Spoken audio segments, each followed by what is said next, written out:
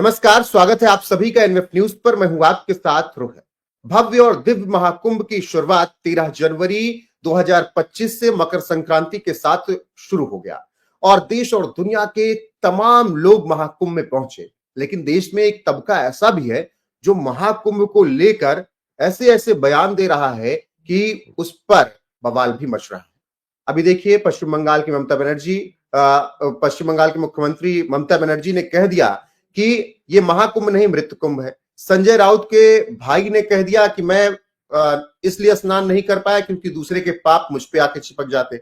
अखिलेश यादव, डिंपल यादव, शिवपाल यादव रोज कुछ ना कुछ बयान दे ही रहे हैं। अफजाल अंसारी ने कहा कि अब तो स्वर्ग भर जाएगा क्योंकि सबने पाप धुल लिया है। तो ऐसे में ए.के. मिश्रा जी, मैं आपसे समझना चाहता हूं कि महाकुंभ से इतनी चिढ़ इन विरोधियों को क्यों है? रोहित, देखिए, ये महाकुंभ बहुत सफल रहा, विशालतम आयोजन रहा और इसका दैवीय प्रमाण है। मैं आपको बता दूं, बहुत सारे नेता जो सनातन के महाकुंभ के धुर विरोधी रहे हैं अपने पूरे जीवन में, चोरी चोरी छुपके राहु और केतु की तरह जा करके नहा करके अमृत पान करना चाहते हैं। ऐसे कितने नेताओं के आए हैं जो चोरी चोरी छुपके जा करके स्नान कर रहे हैं। तो राहु केतु ने भी तो यही किया था। तो महाकुंभ की महिमा ही ऐसी है। पहली चीज, जितने नेता इसके अगेंस्ट बोल रहे हैं, एक आयोजन से आप इतना घबरा गए हैं। एक केवल 1-1.5 महीने 2 महीने का एक ये पर्व है, एक ये तीर्थ है। इससे आप इतना घबरा गए हैं कि आप अपने चुनावी मुद्दे जो सेक्युलरिज्म के मुद्दे थे, अब रोटी कपड़ा मकान विकास, पानी होना चाहिए, शिक्षा होना चाहिए, मदरसा बोर्ड होना चाहिए, वक्फ, इन सब की कोई बात ही नहीं कर रहा है। वक्फ महाकुंभ के सामने वक्फ जैसे अपने सेंसिटिव मुद्दे को कोई भी विपक्षी नेता बात नहीं कर रहा है और बिल उल सब पास हो गया, लोग वक्फ को भूल गए। तो मेरे कहने का मतलब, जब सफलता प्रचंड होती है ना, तो लोग ऐसे ही, ये केवल एक सफलता नहीं है, ये केवल एक पॉलिटिकल आलोचना या धार्मिक आलोचना नहीं है, ये केवल एक राजनीतिक आलोचना नहीं है। एक तो सनातन पे प्रहार है और इस सनातन के आगामी प्रभाव को देखते हुए लोग घबरा गए हैं। लोगों के मन में बौखलाहट हो गई है। सनातन और सनातनी देवी देवता या वीर पुरुष जब अपने विराट रूप में सनातन प्रकट होता है ना, तो बड़े बड़ों के छक्के छूट जाते हैं। और सनातन की विराटता और सनातन का विराट रूप का जो प्राकट्य है ना, वो महाकुंभ है प्रयाग का। और उसके प्राकट्य को, उसके विराट, सनातन के विराट स्वरूप को देख के, उसके विविध आयाम को देख के जो विपक्षी हैं उनकी आंखें चौधिया गई हैं, वो निस्तेज हो गए हैं। उनको विश्वास नहीं हो सकता है कि सनातन के लिए, सनातन के नाम पे इस धरती पे ऐसा भी कोई आयोजन हो सकता है जहां पे कि पूरा यूरोप, जितनी पॉपुलेशन यूरोप की है, उससे ज्यादा आदमी यहाँ स्नान कर रोकने से भी नहीं रुक रहे हैं। लोगों को पता है कि प्रॉब्लम है, दिक्कतें हैं, ट्रेन नहीं है, 20-20 किलोमीटर पैदल चलना पड़ रहा है। जितना एक गरीब आदमी महाकुंभ में शामिल होने के लिए पैदल चल रहा है, उतना तो राहुल गांधी एक दिन में नहीं चले होंगे अपनी न्याय यात्रा में। आप चाहो तो जाके देख लो, उनके लिए एसी बसें थी। राहुल गांधी जब न्याय यात्रा करते तो एसी बसें उनके साथ चलती थी। और आसमान के नीचे यहाँ ये विराटता बताता है। हजारों साल के हमारे परंपरा का जो बॉन्डिंग है, जो उसमें आस्था है, विश्वास है, उसके महत्व को बताता है, जिससे विपक्षी लोग एकदम घबरा गए हैं। बिल्कुल। ऐसे में मैं एक एक नामों के बयान पर टिप्पणी चाहूंगा। सबसे पहले ममता बनर्जी ने महाकुंभ को मृत्यु कुंभ कहा। केवल ममता बनर्जी पर आपकी विशेष टिप्पणी चाहूंगा। जिसके मन में जो भावना रहती है ना, जो चीजें हमेशा चलती रहती है, उसको चारों तरफ वही दिखाई पड़ता है।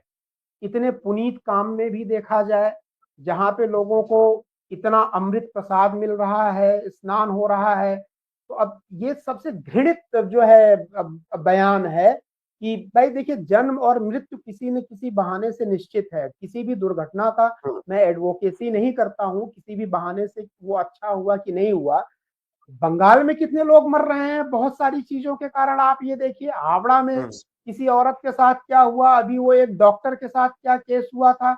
उन सब चीजों को, आपका महाकुंभ से क्या मतलब है? आप यूपी में चुनाव लड़ने आ रहे हैं, आप बंगाल तक लिमिटेड हैं, तो बंगाल, आप तो बोलते हैं ना बंगाल तक लिमिटेड है, तो आप बंगाल की घटनाओं पे ही बोलिए।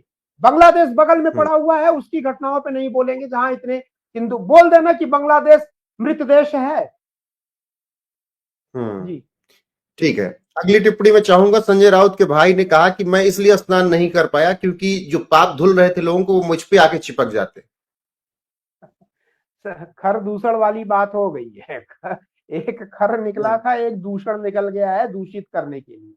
ये बताता हाँ, है जो हम लोगों का साइंटिफिक जो मान्यताएं होती है ना, मैं जीव वैज्ञानिक बायोलॉजी के हिसाब से मैं बात कर रहा हूँ, जो जेनेटिक इम्प्रिंट होता है, तो ये बताता है कि संजय राउत और उनके जो छोटे भाई जिन्होंने ये बोला है, हाँ, कितना आइडियोलॉजिकल, देखिए दोनों एक ही पैटर्न पे चल रहे हैं। ये जेनेटिक इम्प्रिंट बताता है लोगों का कि उनकी मानसिकता कैसी है, और यही उम्मीद है। ये बड़ी मुश्किल से होता है कि रावण के यहाँ विभीषण जैसा भाई पैदा हो जाए, ये बहुत असंभव सा काम है, कलयुग में तो नहीं है। तो जो वो बोल रहे हैं वो सही है, उसमें कोई मुझे कोई आश्चर्य नहीं है। वो फैमिली की पिडिग्री देखेंगे, पूरे फैमिली की विचारधारा देखेंगे तो यही रहेगा। बहुत अच्छे साफ शब्दों में आपने बहुत बड़ी बातें कह दी। तो ऐसे में अफजाल अंसारी का जिक्र करना जो है जरूरी हो जाता है। अफजाल अंसारी कह रहे हैं कि अब तो सबके पाप धुल गए होंगे, महाकुंभ में सब पाप धुलने जा रहे हैं, अब तो स्वर्ग भर जाएगा, जगह ही नहीं मिलेगी वहां। नहीं नहीं, ऐसा नहीं है। स्वर्ग तो कभी भी नहीं भरता है। इसके हम्म। महत्व को इनको नहीं पता है। हाँ, हम्म। अगर अफजाल अंसारी महाकुंभ के ऊपर ये कर रहे हैं ना, तो हज जाने से, काबा जाने से, और भी जो एक करबला पे जाने से, और पीर में, मजार में जाने से क्या होता है, वहां से भी तो जन्नत मिलती है। और अभी जन्नत की अगर मैं बात करूंगा ना, तो जन्नत तो यूं हम्म। चलते फिरते मिल जाती है। अगर मैं मुल्ला और मौलवियों को सुनूं कि ऐसे कई तरीके हैं उन लोगों के यहाँ पूजा पद्धति में कि चलते फिरते जन्नत मिल जाती है जी, बस ये काम कर लो, ऐसे कर लो, तो जन्नत तो न हम्म। जाने कब से भर गई होगी।